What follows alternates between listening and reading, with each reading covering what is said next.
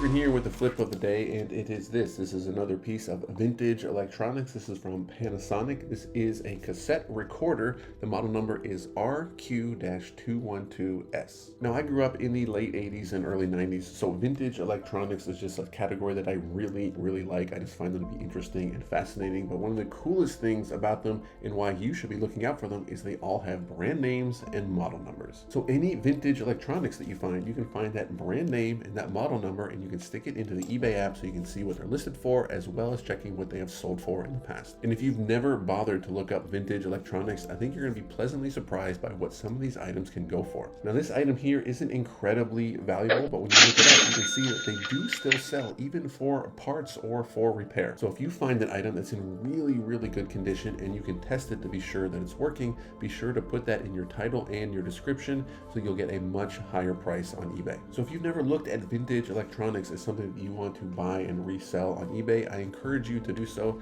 because they sell for some really good prices, at least certain items do, and they're really easy to look up because they have brand names and model numbers. Hope it helps.